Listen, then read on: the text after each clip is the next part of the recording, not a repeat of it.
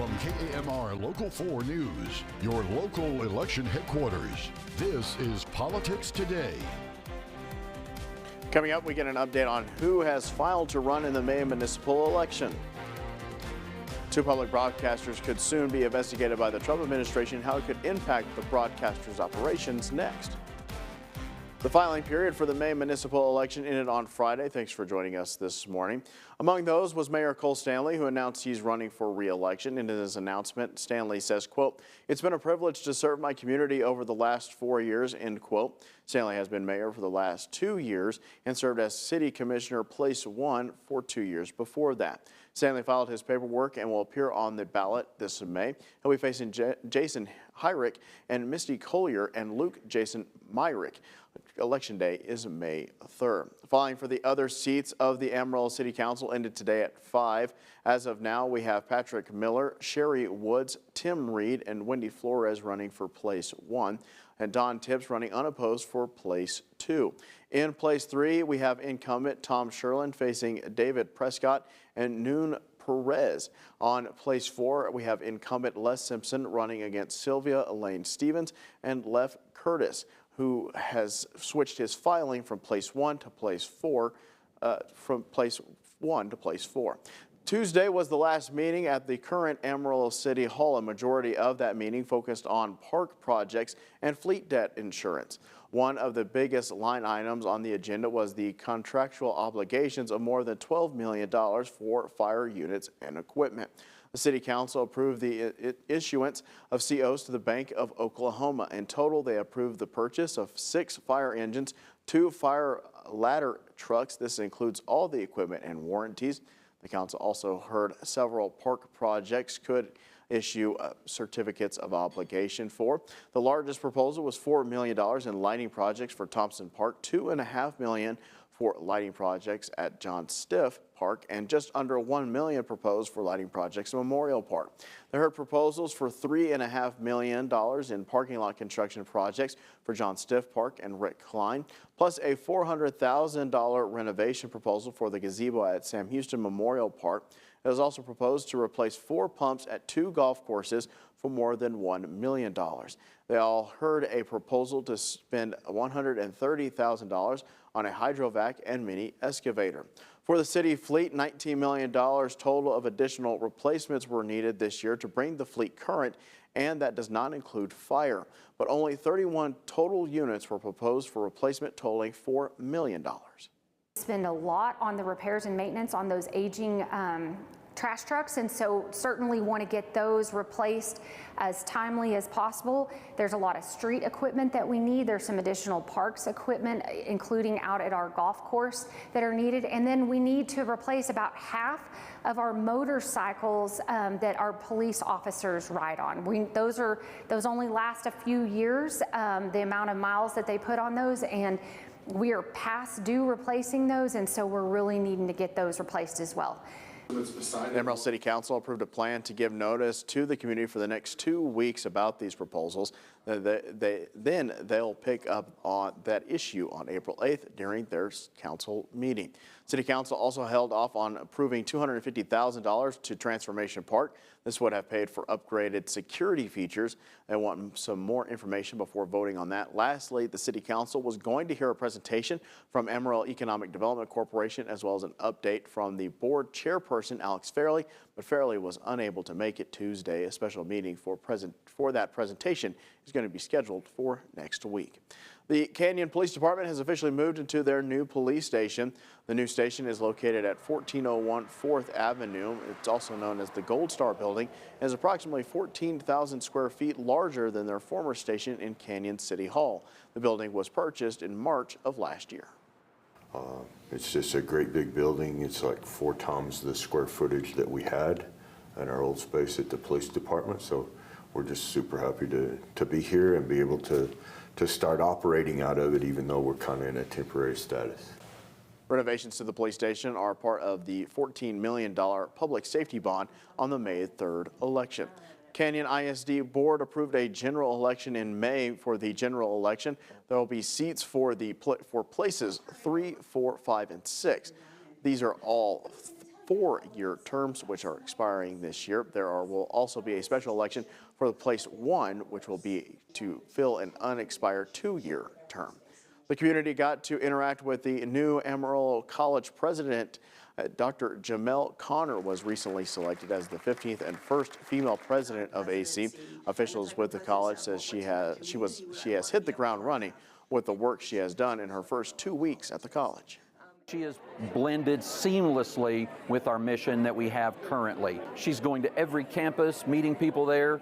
She's trying to figure out what it is that people are looking for in a leader as far as vision. What's the direction that we want to take this college? College officials note that this event was a great way to allow Connor to meet and connect with the AC community. As President Donald Trump continues to make efforts within the federal government, the spotlight has been shifted to public broadcasters. This as the new chair of the Federal Communications Commission has ordered an investigation of NPR and PBS. Here's a deeper look at what cuts to the funding would mean.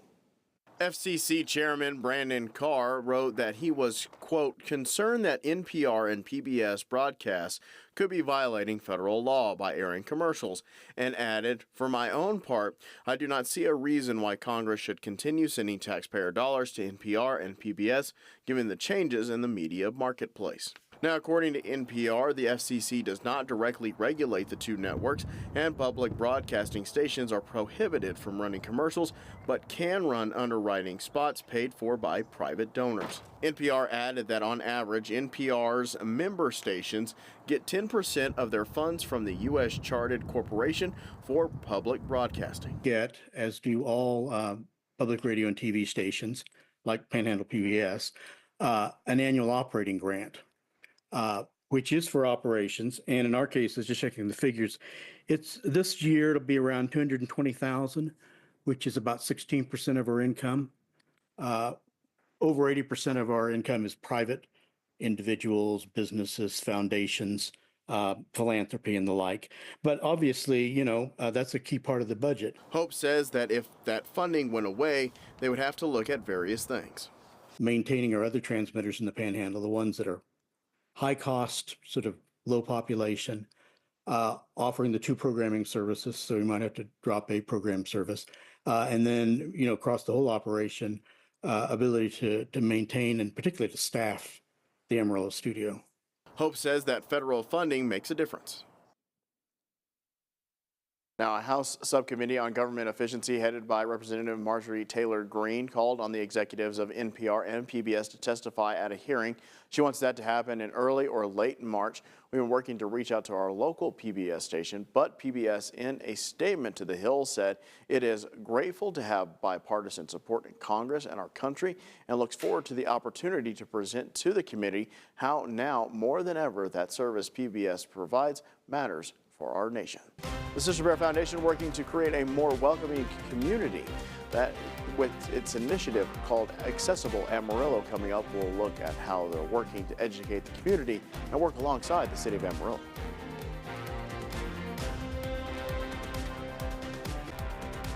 The Sister Bear Foundation launching a new movement called Accessible Amarillo with the goal of creating a more welcoming community for all. Many people with disabilities will tell you it's harder for them to get around. The Sister Bear Foundation wants to change that with Accessible Amarillo.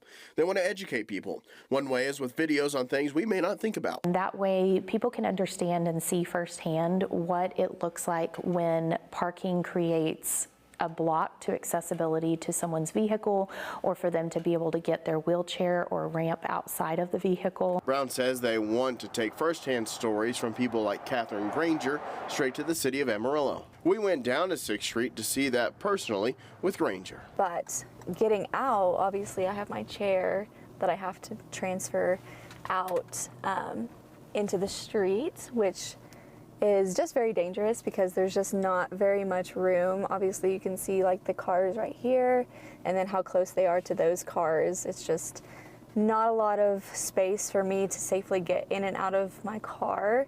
And if I do get out, I mean, you can see these people are passing by pretty quick. And when I open my door, I mean, I'm needing all of that space. Sister Bear's plan is to lead to improvements through the city of Amarillo. She said they had a productive meeting with city leaders just last month. This has been a 3-year process of getting with the city to try to have somebody really put an ear and an eye to the things that have been a struggle for our citizens. Now the two tell us they are creating a task force to explore barriers. Figure these things out before budget planning for this year to make sure that those funds are being used as they should be. There's income that comes in from a handicap parking ticket, and we want to make sure that that funding is going to use to serve those citizens. She says there are several needs. Paint lines or redo curbs or things that are ramps that have decayed over the years, as well as a lot of the city property, even replacing the handicap signs that are faded or missing. I think the biggest thing for me was the parking. It's just, yeah, the parking down here is just awful. In Amarillo, Jack Kessler, KAMR, Local 4 News. Now, we asked the city of Amarillo about the task force, and city leaders told us, quote, the city of Amarillo is working with the city departments to establish a task force focused on accessibility and public spaces. As things progress, we'll be happy to share more when there's something concrete to discuss. To learn more about the Sister Bear Foundation and their mission, go to our website, myhighplains.com. Texas lawmakers are looking to pass bail reform this session. Next, we'll take a look at what's being proposed in Austin and why the lieutenant governor is pushing for it to be passed.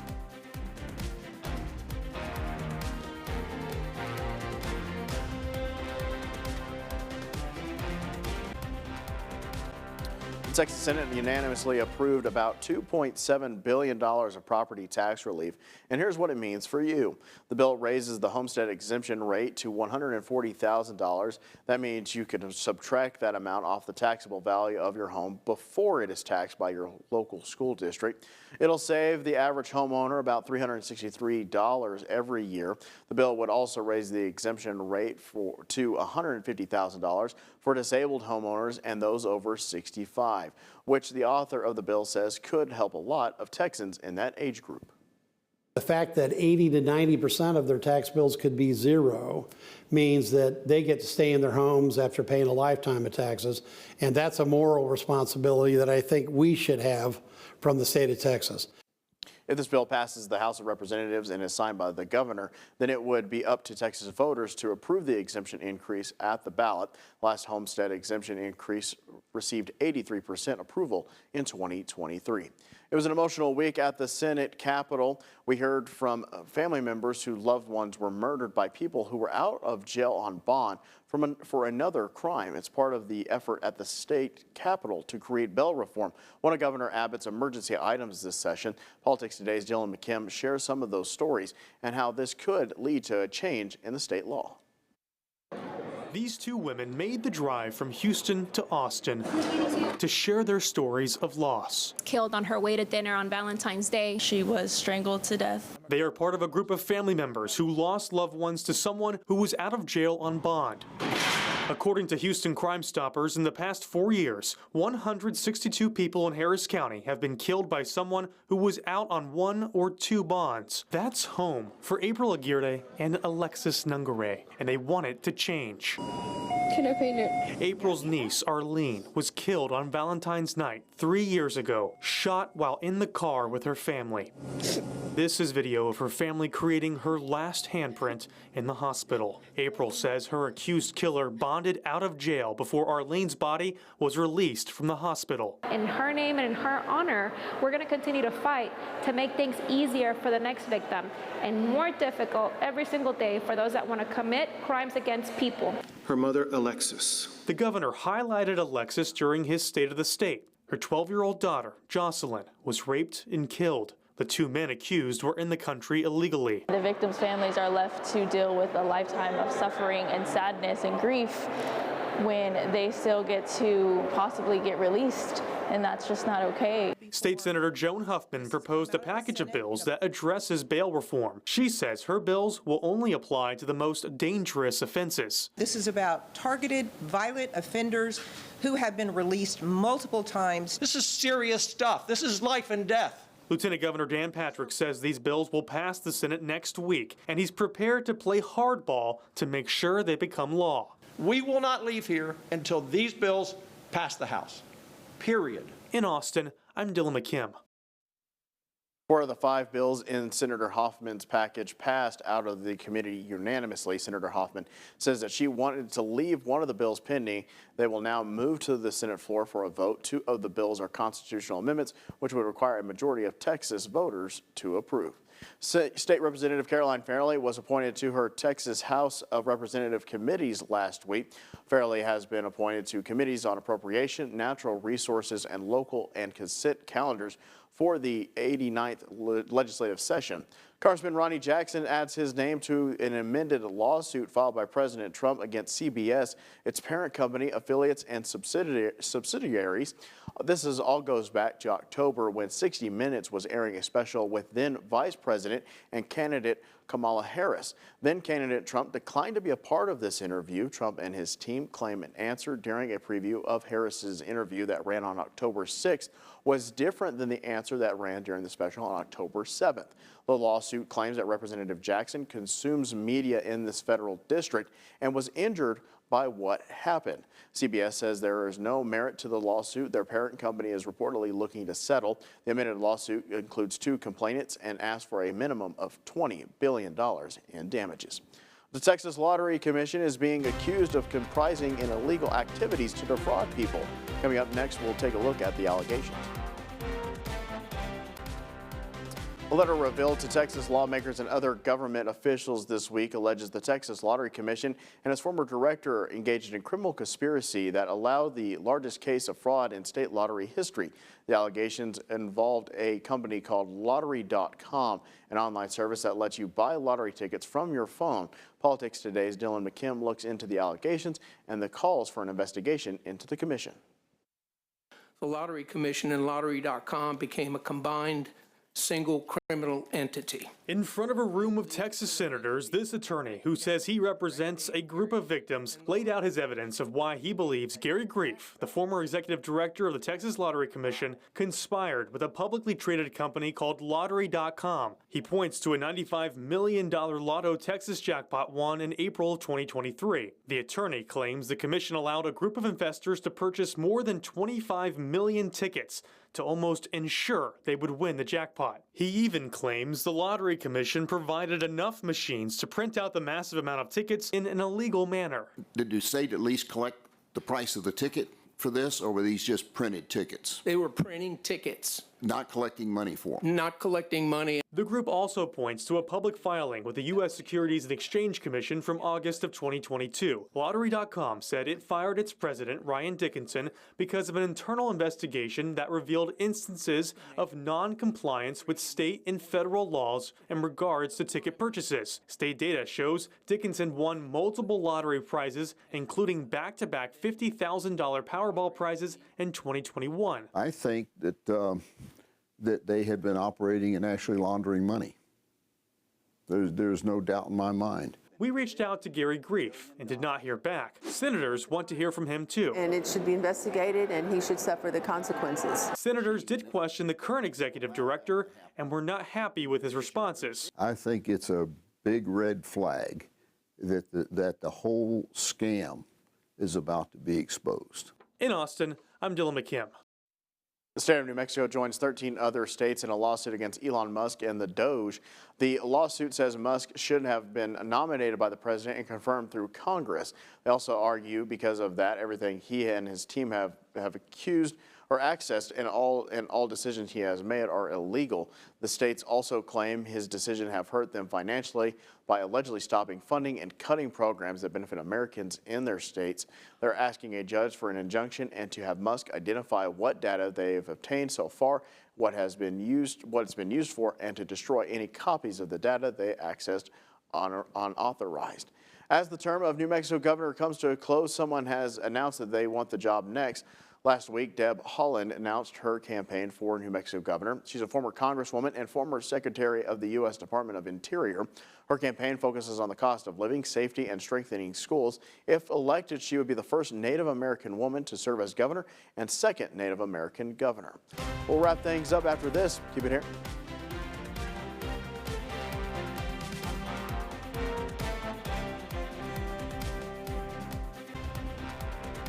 And that's it for us here this week on Politics Today. If you'd like to look back at those who have filed for. We have the list for you on our website, myhighplains.com. Plus, you can get the rest of our political news, local, state, and national. Plus, you can check us out on Alexa and Instagram.